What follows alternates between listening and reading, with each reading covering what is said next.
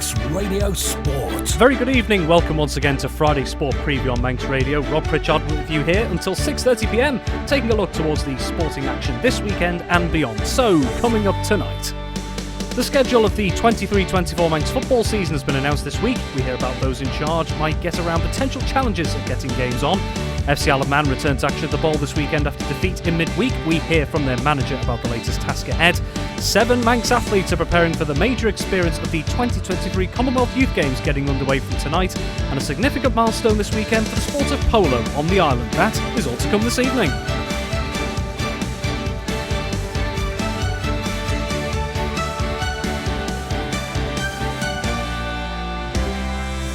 Starting things off then with football tonight, and the 2023-24 Manx football season fixtures have been announced this week, setting up the system for the season to come that starts on Saturday the 2nd of September. And there are also thoughts in the bank for what could happen in the years to come as well. Well, to go through this, naturally, Tony Mepham joins us in the studio. Tony, very good evening. Good evening to you, Rob. We're nearly there, about 4 weeks to go and we go again.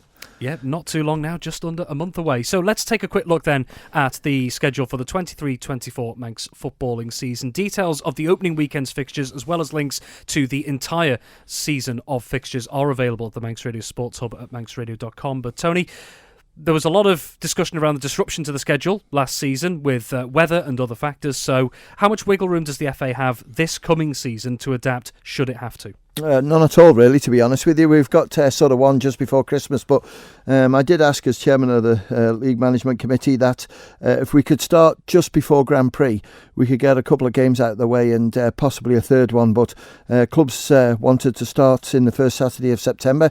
That's what we've gone for. So the midweek between the 2nd and the 9th, Rob, too risky, I think, for daylight to get games on, and also sort of night games have a tendency at that time of the year to kick off at 6, so it's too close. But certainly we've got fixtures on just before New Year, which is the 30th of December, but we do have a free week on the 23rd, so the men can join their wives or whatever, their partners, and get some Christmas shopping done. So we've been fair both ways.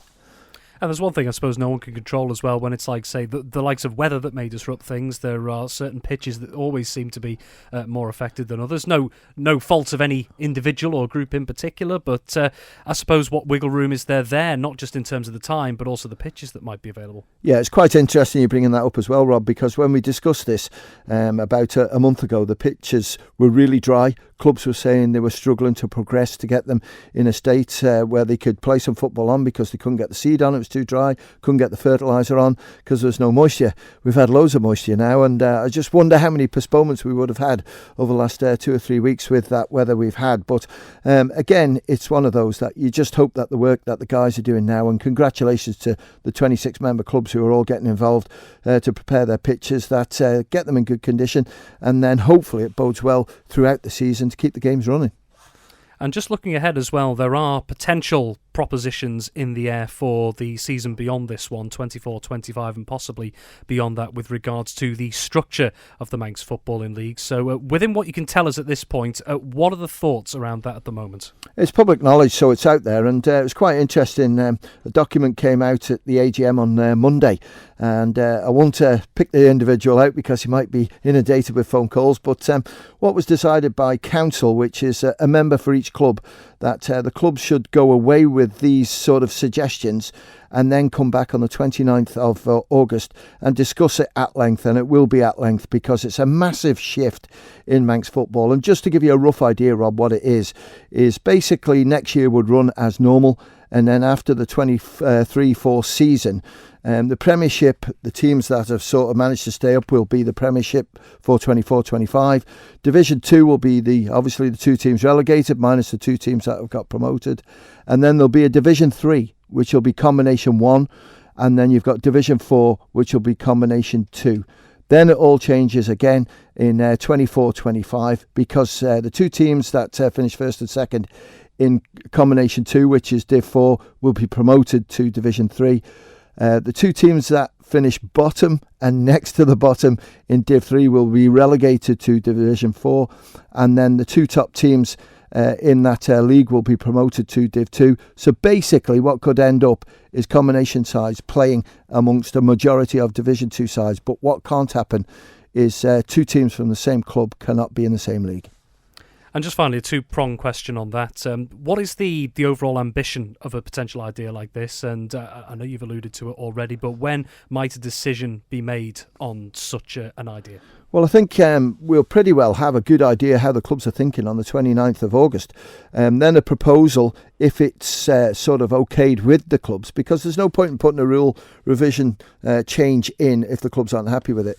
That will be done March, April of 24, and then it would start next season, to start the system off. So there's a lot of discussion going on, I'm sure, with clubs. There's a lot of discussions going on with the FA, and I'm digesting it all as well because, if it's what clubs want, then we've got to make it work because people keep saying, the numbers are dropping off in football, and we are sort of a couple of teams at the moment who are struggling for two teams. The actual players playing, Rob, aren't far away from, 2-3 years ago. So it isn't in danger. But what it is one or two clubs are really struggling. And if this sort of puts fresh interest into people coming into football and entice referees to come into the game, then why not give it a go? And just very quickly, because we've got about 30 seconds here, but with regards to referee recruitment, there is a referee course happening next weekend, isn't there? Yeah, there is. Next weekend, I believe there's 5 people at the moment who have showed interest to come into it, which is absolutely brilliant. We're working hard behind the scenes, but we need people to volunteer. And if there's anybody who fancies it, just show up at this meeting. Just have a little look, even if you don't do the course. Have a little look and take on board what's involved. And as people have said, it can be enjoyable. And I think it's come to the stage of this season, if you like, football season, that people now have got to show respect, and hopefully we can grow the numbers. Well, Tony, as ever, thank you very much for your time. You won't be joining me in the commentary booth this weekend. You're on your lovely jollies away this weekend, but we'll be catching up with you very soon. Thank you very much. Well, we're going to be sticking with football, and after suffering a late, narrow defeat in midweek, FC Isle of Man will be hoping to return to winning ways when they host Little and Remica at the Bowl tomorrow night in the NWCFL Premier Division. It was the Merseyside outfit that took a 3-2 win at the Bowl against FC Isle of Man the last time the two teams met. So what does the Island side's manager think is required to change that this time around? I spoke with Paul Jones, who also reflected on some of the lessons they learned from their loss to Ramsbottom United on Wednesday evening. That we haven't quite solved some of the problems that were kind of plagued us a little bit last season, just in terms of whether that's managing the game or not giving teams an opportunity to beat us. They should have to earn it, like we have to earn it. And against Ramsbottom, I felt we were a little bit too naive or soft and gave them their 2 goals in effect. And it was too easy for them to score. And we had those situations at times last season, and we eradicated them in the last kind of 7-8 games of the season. And last on Saturday when we played Wythenshawe, we felt like we were solid and difficult to play against, and for a small period in the game on Wednesday night we weren't, and Ramsbottom made us pay, really. So and that's the main thing, really, is getting back to that kind of earning the right to play and making sure that we minimise the number of mistakes, and if we're giving the ball away, we're giving the ball away in their half of the pitch, not our half of the pitch. You've mentioned that phrase a couple of times over the past couple of days, game management, and a bit of a lesson in that again in midweek. The fact that your squad this season, there's a couple of new faces in there, capable of playing at that level, but understanding how to work in the structure of that system and how to manage a game like that. Will that take time for some of these players to learn that? Yeah, I think we're lucky, aren't we, that in many ways on the Isle of Man, and some might say it's a blessing and some might say it's a curse, that we have a very similar player group year on year, which the teams that we're playing against in the league don't always have. There's lots of turnover of playing staff, and we don't necessarily have that, but we have brought quite a few players in this year, and that means it's good because there's lots of challenge for places, but it's maybe some of the lessons that the guys who have been around for 2 seasons have learned and the experiences they've had. We need to kind of shortcut that in or hardwire that into the new lads, so as they get up to speed as quickly as possible. And it's not necessarily them that are causing the problem, far from it. But it's that shared understanding that we spoke about last year, and making sure everybody's on the same page. Little and Remica coming up to the Bowl this Saturday. A 3-2 defeat at home the last time. What did you learn about them last time, this Litherland side? We felt we were below par that day, but we also felt they were a good footballing side, and they kind of gave us a little bit of a lesson in at this level of football, really. So they've largely got a similar group to what they had last year with a few additions. So we would expect them to be to that sort of level. They went on a flying run of form, as we were talking about earlier before doing the interview, from beating us all the way through to the end of the season. And I'm sure like the way we finished the season, they were looking at starting this season absolutely flying as well, and it's not quite happened yet for them, for whatever reason. Like it hasn't quite happened for us, although we've got a victory. We feel our performances aren't quite where we know we're capable of. So it'll be really interesting. There'll be a very difficult test. They have a player suspended in the same way that we have after we having a player sent off on Saturday in the first league game. So yeah, there'll be a few changes for both teams, and we believe we're more than a match for anybody in this division. The challenge is performing at a level that does put us in that sort of place on a regular basis, and we'll be doing our very best to get to that level on Saturday. And if we do, then Litherland are in for a very difficult game. But if we play like we did in a couple of 5-minute spells, like we did on Wednesday for longer periods, then we could be in for a very difficult game. So hopefully we don't need to wait 5 or 6 or 7 fixtures to learn our lessons like we did last year. We're not a finished product. I think I said before, we're not going to win the league the first game of the season, and we're not going to lose the league in the second game of the season or get relegated in the second game of the season. It's about developing, it's about improving and understanding where we can keep doing that week to week, game to game. And if we can do that like we did in the second half of last season, then I think we'll be in a good place. If we don't learn our lessons quickly enough as a group and individuals, then that's when it gets a bit tricky, and we're determined from a coaching staff point of view, and I know the players are as well, that's not going to happen. So I think everyone's itching to get on the pitch on Saturday and put in a good performance, and hopefully there'll be a large number of people there to witness it. Paul Jones, FC Isle of Man manager there. That game, FC Isle of Man versus Litherland Remica, kicking off at 6 p.m. at the Bowl tomorrow night. And if you're not heading down to the Bowl, we at Manx Radio have got you covered. Full live match commentary of that game from myself and Sam Palmer, our guest co-commentator, on Manx Radio DAB and the AM 1368 channels. Manx Radio Sport. Well, moving on, and an exciting 7 days lie ahead for 7 Manx athletes who are competing in the 2023 Commonwealth Youth Games in Trinidad and Tobago. The opening ceremony for the event gets underway in a few hours' time. The Isle of Man will have 3 competitors in the swimming, 2 in athletics and 2 in cycling. So ahead of the sporting events getting underway, how's everyone feeling about the experience? I spoke with athletics team coach Steve Partington. Very excited, I would say. It's a really big deal for kids this age, and they've all had a few months leading into it and big ambitions. It's a real sort of great opportunity for them to test themselves against some of the best athletes in the Commonwealth. We've got Isle of Man athletes competing in 3 different sports. So we've got athletics, cycling and swimming. So the fact that we're able to get Manx athletes competing in a range of different sports, that's very encouraging, isn't it? Yeah, it is. There are other sports here, but those are the ones that we're strong in at the moment. And, they've all done really well to reach the standard they needed to get selected for this competition, and they're all excited to see how they get on. What do you make of the idea of the Commonwealth Youth Games experience? What will these athletes get from these that they may not get in other competitions? It's just the whole, I think you've hit the nail on the head there, Rob. It is the experience. It's the whole sort of being away from home for that long. I think most of them, the average age is sort of 16, 17.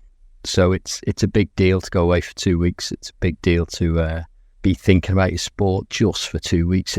It's the whole thing that you would get at the Commonwealth Games, and it is different for everybody. So it's a real step up. Some of them competed at the Island Games a few weeks ago, and this is just that bit more intense, I think, because they're just here with the whole focus is that one competition they're in. Some of them potentially a week away yet, so it's just having that control in your mind and controlling all the variables, and it's just a great experience. And not just the competition itself, but as you've already sort of alluded to there, all the aspects of it, one of those being the travelling. You're travelling to the other side of the world for this one, over to Trinidad and Tobago. So how do you, I suppose, manage that, not just as a coach, but maybe the athletes as well, because it is an undertaking to travel that sort of distance? Yeah, I think they're all aware of what's what it was going to entail. That's whole part of it, and just having that sort of resilience to just get through the journey. And it's not hard, is it? It's 8 hours sat on a plane, and then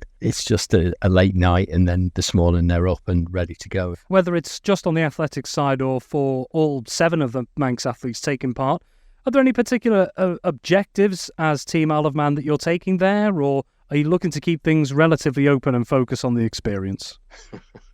Yeah, keep it pretty open. I think we were talking on the trip over, we were harking back to the Bahamas in 2017, and I obviously remember Dave Malarkey and, what he's gone on to achieve after he competed as an athlete at those games. And, we had medals in the cycling last time. It was a real sort of, real boost, those performances. But, I think I think part of the role as a manager is you just have to keep everyone's feet on the ground and not get expectations too high. And, you don't want to ramp the pressure up. And we have no idea. We've talked about the entries. There's no entry list yet. So nobody knows who's here and what performances you can expect from some of these people. So I think you just have to focus on the local athletes and what they're aiming at, and, not get too carried away. But it is a great opportunity, and it's just going to be brilliant to see how they perform. The focus really is, like you say, keeping the athletes grounded, making sure they get the most out of the experience. But what would it mean to you and the rest of the team to see any of them potentially come away with a medal or even more than one? Yeah, I think that would be fantastic. It's that is the aim. That's why we're here. But I think it's very important to keep everybody grounded on these things and not get too carried away, because we're we're a team of 7 competitors, and we bumped into the England team in the hotel, and there's loads of them, and it's a different kettle of fish, but it's just what it is. And these athletes know they're here to perform at the highest level that they can, and if that happens, then I think we'll all be happy. And finally tonight, there's set to be a first on the Isle of Man for the sport of polo this weekend. The island is hosting the inaugural Viking Cup on Saturday and Sunday, an invitational event involving teams from the island and the UK. The hosts are the Triskelion Polo Club, and its general manager is Frazer Houston. So the Viking Cup is a brand new thing to the Isle of Man. We've got 5 teams coming from the UK. Which, as far as I'm aware, they're bringing 49 horses over with them. We've got 3 local teams playing as well. So eight teams playing 4 matches each day. But I don't think there's ever been that many horses come over to the island to compete for any prize previously. So it's a new thing, and obviously we're happy to support the hospice who are involved in the event as well. They'll be collecting money for the parking and what have you, raising money for good causes, creating what hopefully, if things go well, this will be the first one. We'll continue to grow the event moving forward in future years. How big a milestone is this, do you think, for the sport of polo on the Isle of Man in terms of it continuing to grow? Big, yeah. It's a big milestone for us. It proves that teams are willing to travel from the UK, and we are hoping that next year as well. We've been speaking to some guys in Ireland, where we'll hopefully be having teams coming over from Ireland as well. Although for them, travel is a little bit more difficult because there's no boats that take the horses directly from Ireland to the Isle of Man. They have to travel over to the UK and then come over from Mepham. But still, they are interested in coming. The Steam Packet have been a fantastic support. We've had several meetings, because obviously it's quite logistically quite a problem getting that many horses travelled over here. The wind conditions are not helping us at the moment, so we have everything crossed that all of the horses make it here and everything runs as planned. But yeah, so we are extremely grateful for the Steam Packet. They have made a huge effort to try and help this go ahead. For those who've never been involved in it, maybe never watched it, what makes it so exciting? What's the most enjoyable thing about the sport? I think one of the most enjoyable things about it is there's always something to be learning. There's always a way to improve. So no one is a perfect rider. No one is perfect at hitting the ball. No one's perfect at team playing. There's a lot of elements, and also the horses are absolutely crucial. It doesn't matter how good you are if you're on the slowest horse out there and everyone always beats you to the ball. Doesn't matter how good you are at hitting it if you can't get there. So there's just a million different variables. It's also very social as well.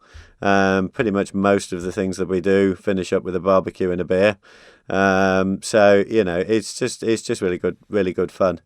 I think it was Sylvester Stallone. He said that it was like there's a famous quote that he said it was like playing golf during an earthquake. Two-pronged question just to finish things off. So for anyone who's listening out there and thinking of coming along to watch the Viking Cup, what do you think spectators could enjoy the most? But also, where can people find details about the times of matches, ticket prices, etc.? So if you have ticket prices available either through the hospice, or I believe you can pay on the gate on the day, and then we have corporate hospitality in the marquee as well. So I believe that we have about 100 guests on the Saturday and 100 guests on the Sunday. So yeah, if you're wanting to come along and enjoy the polo, we also do have a marquee up if the weather is poor for the general public. But I think that viewing polo, we've got a commentator, so that helps people understand a little bit about what's going on.